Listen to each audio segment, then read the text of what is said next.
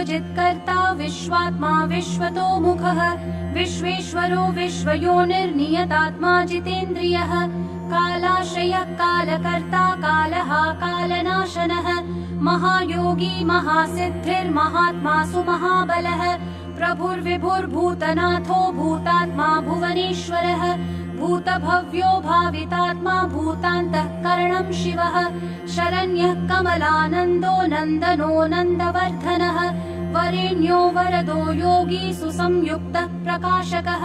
प्राप्तयानः परप्राणः पूतात्मा प्रयतः प्रियः नयः सहस्रपात् साधुर्दिव्यकुण्डलमण्डितः अव्यङ्गधारी धीरात्मा सविता वायुवाहनः समाहितमतिर्दाता विधाता कृतमङ्गलः कपर्दी कल्पपाद्रुद्रः सुमना धर्मवत्सलः समायुक्तो विमुक्तात्मा कृतात्मा कृतिनां वरः अविचिन्त्य वपुः श्रेष्ठो महायोगी महेश्वरः कान्तः कामारिरादित्यो नियतात्मा निराकुलः कामः कारुणिकः कर्ता कमलाकरबोधनः सप्तसप्तिरचिन्त्यात्मा महाकारुणिकोत्तमः सञ्जीवनो जीवनाथो जयो जीवो जगत्पतिः अयुक्तो विश्वनिलयः संविभागी वृषध्वजः वृषाकपिः कल्पकर्ता कल्पान्तःकरणो रविः एकचक्ररथो मौनी सुरथो रथिनां वरः सक्रोधनो रश्मिमाली तेजो राशिर्विभावसुः दिव्यकृद्दिनकृद्देवो देवदेवो दिवस्पतिः दीननाथो हरो होता दिव्यबाहुर्दिवाकरः यज्ञो यज्ञपतिः पूषा स्वर्णरेता परावरः परापरद्यस्तरणीरंशुमाली मनोहरः प्राज्ञः प्राज्ञपतिः सूर्यः सविता विष्णुरंशुमान् सदा गतिर्गन्धवहो विहितो विधिराशुगः पतङ्गः पतगस्थानुर्विहङ्गो विहगो वरः हर्यश्वो हरिताश्वश्च हरिदश्वो जगत्प्रियः त्र्यम्बकः सर्वदमनो भावितात्माभिषग्वरः आलोककृल्लोकनाथो लोकालोकनमस्कृतः कालः कल्पान्तको वह्निस्तपनः सम्प्रतापनः विरोचनो विरूपाक्षः सहस्राक्षः पुरन्दरः सहस्ररश्मिर्मिहिरो विविधाम्बरभूषणः खगप्रतर्दनो धन्यो हयगो वाग्विशारदः श्रीमान् शिशिरो वाग्मी श्रीपतिः श्रीनिकेतनः श्रीकण्ठः श्रीधरः श्रीमान् श्रीनिवासो वसुप्रदः कामचारी महामायो महोग्रो विदितामयः तीर्थक्रियावान् सुनयो विभक्तो भक्तवत्सलः कीर्तिः कीर्तिकरो नित्यः कुण्डली कवची रथी हिरण्यरेता सप्ताश्वः प्रयतात्मा परन्तपः बुद्धिमानमरश्रेष्ठो रोचिष्णुः पाकशासनः समुद्रो धनदो धाता मान्धाता कश्मलापहः तमोघ्नोध्वान्तः वह्निर्होतान्तः करुणो गुहः पशुमान् प्रयतानन्दो भूतेशः श्रीमतां वरः नित्योदितो नित्यरथः सुरेशः सुरपूजितः अजितो विजितो जेता जङ्गमस्थावरात्मकः जीवानन्दो नित्यगामी विजेता विजयप्रदः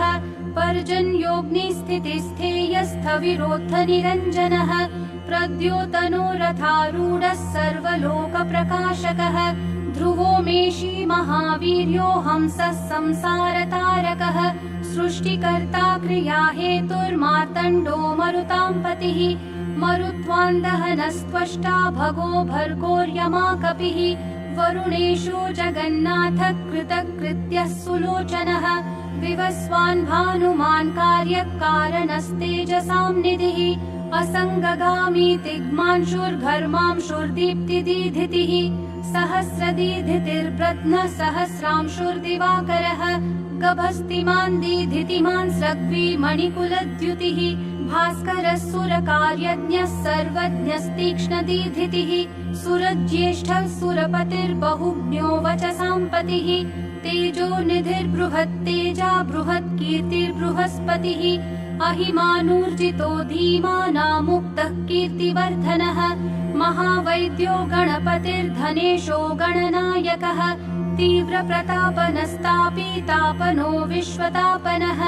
कार्तस्वरो हृषीकेशः पद्मानन्दोऽतिनन्दितः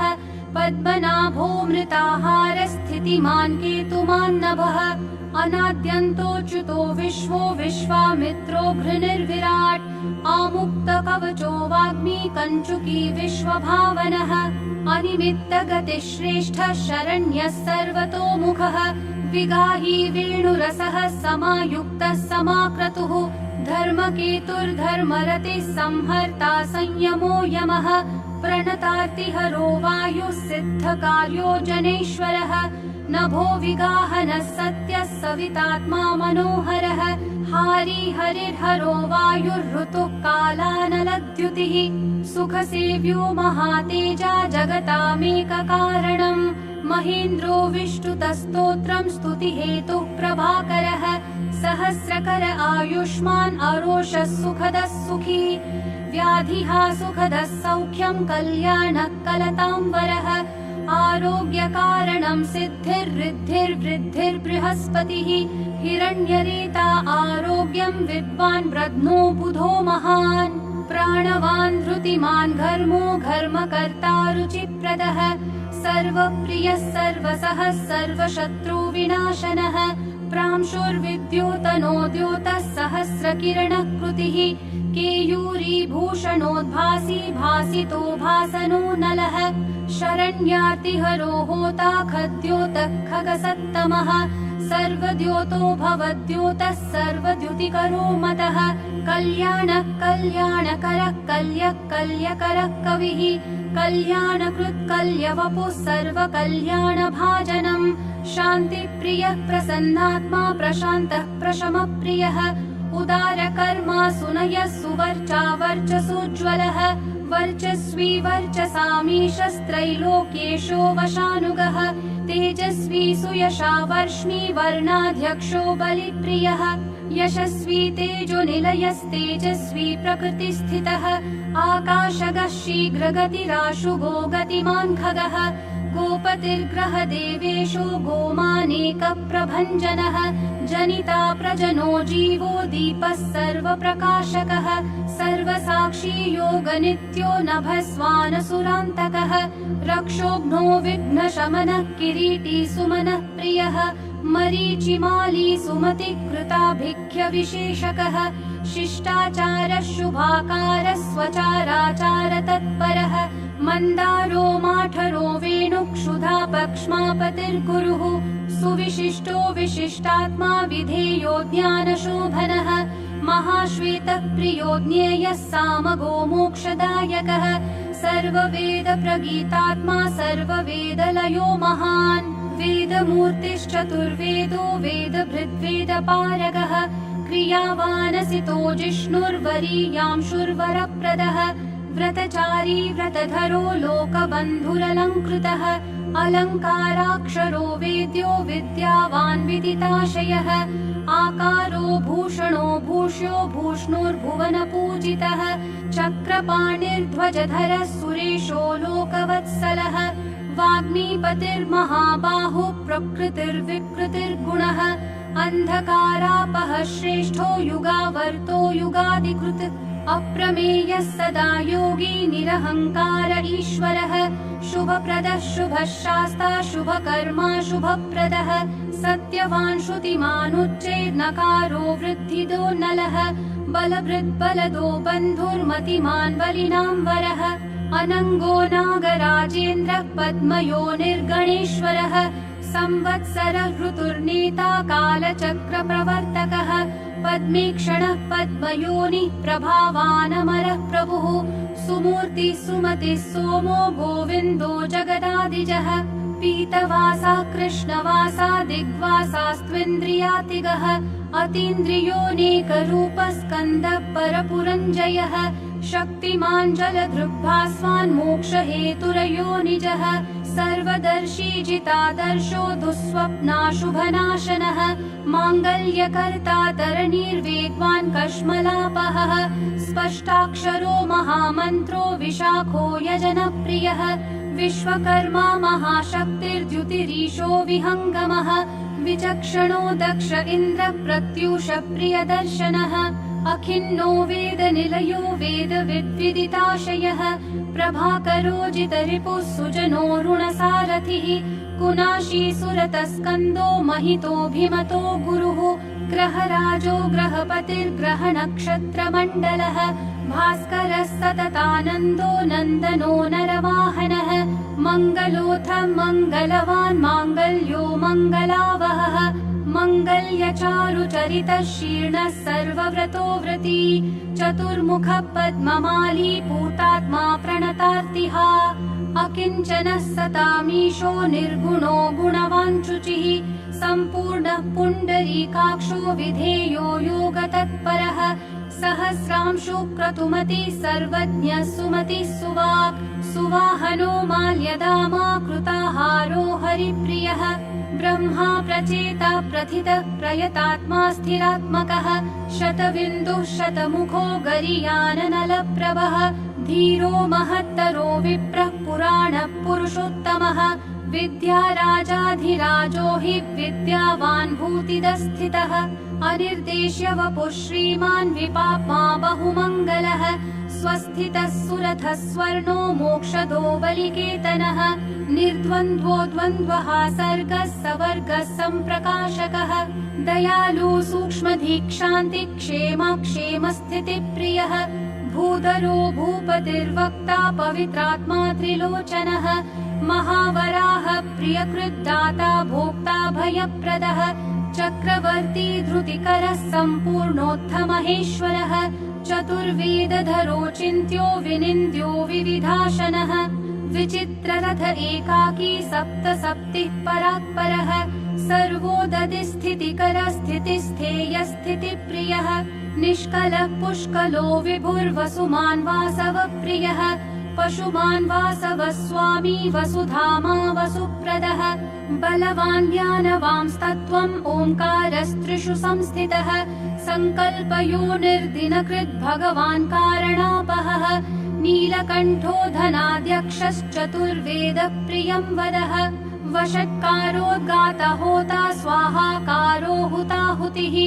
जनार्दनो जनानन्दो नरो नारायणोऽम्बुदः सन्देहनाशनो वायुर्धन्वी सुरनमस्कृतः विग्रही विमलो विन्दुर्विशोको विमलद्युतिः द्युतिमान् द्योतनो विद्युद्विद्यावान् विदितो बली घर्मदो हिमदो हासः कृष्णवर्त्मा सुताजितः सावित्री भावितो राजा विश्वामित्रो भ्रुनिर्विराट् सप्तार्चिः सप्ततुरगः सप्तलोकनमस्कृतः सम्पूर्णोत्थ जगन्नाथः सुमना शोभनप्रियः सर्वात्मा सर्वकृत्सृष्टिः सप्तिमान् सप्तमी प्रियः सुमेधा मेधिको मेध्यो मेधावी मधुसूदनः अङ्गिरः पतिः कालज्ञो धूमकेतुः सुकेतनः सुखी सुखप्रदः सौख्यं कामी कान्तिप्रियो मुनिः सन्तापनः सन्तपनः आतपस्तपसाम्पतिः उमापतिः सहस्रांशुः प्रियकारी प्रियङ्करः प्रीतिर्विमन्युरम्भोऽथ खञ्जनो जगताम्पतिः जगत्पिता प्रीतमनः सर्वखर्वो गुहोचलः सर्वगो जगदानन्दो जगन्नेता सुरारिहा श्रेयस्करो ज्यायान् महानुत्तम उद्भवः उत्तमो मेरुमेयोत्थद्धरणो धरणीधरः धराध्यक्षो धर्मराजो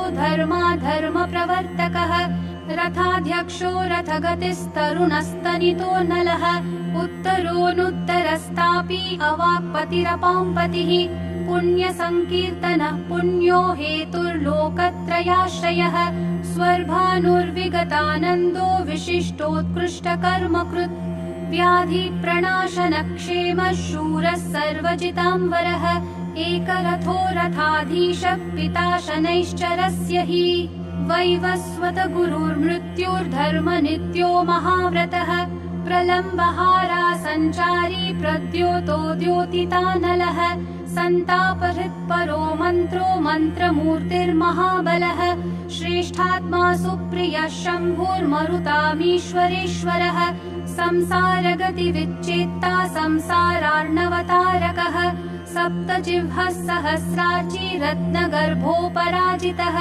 धर्मकेतुरमेयात्मा धर्माधर्मवरप्रदः लोकसाक्षी लोकगुरुर्लोकेशश्चण्डवाहनः धर्मयूपो यूपवृक्षो धनुष्पाणिर्धनुर्धरः पिनाकदृन्महोत्साहो महामायो महाशनः वीरः शक्तिमतां श्रेष्ठः सर्वशस्त्रभृतां वरः ज्ञानगम्यो दुराराध्यो लोहिताङ्गो विवर्धनः खगोन्धो धर्मदो नित्यो धर्मकृच्चित्रविक्रमः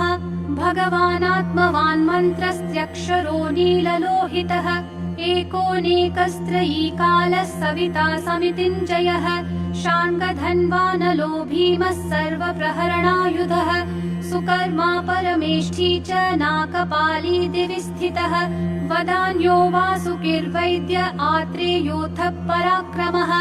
द्वापरः परमोदारः परमो ब्रह्मचर्यवान् उदीच्य वेषो मुकुटी पद्महस्तो हिमांशुभृत् सितः प्रसन्नवदनः पद्मोदरनिभाननः सायं दिवा दिव्यवपुरनिर्देश्यो महालयः महारथो महानीशः शेषः सत्त्वरजस्तमः धृतातपत्रप्रतिमो विमर्शी निर्णयस्थितः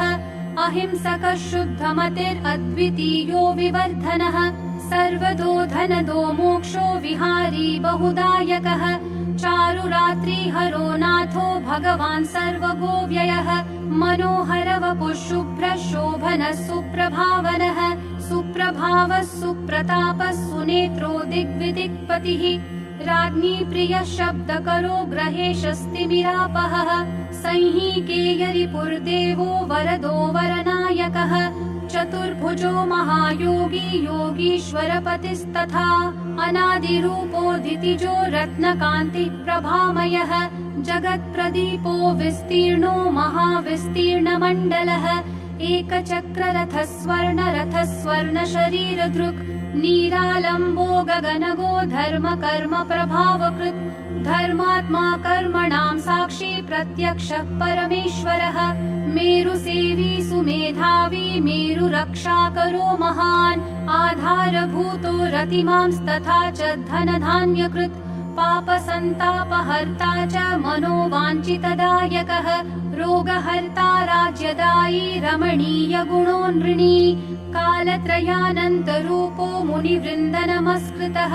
सन्ध्यारागकरः सिद्धः सन्ध्यावन्दनवन्दितः साम्राज्यदाननिरतः समाराधनतोषवान् भक्तदुःखक्षयकरो भवसागरतारकः भयापहर्ता भगवान् अप्रमेय पराक्रमः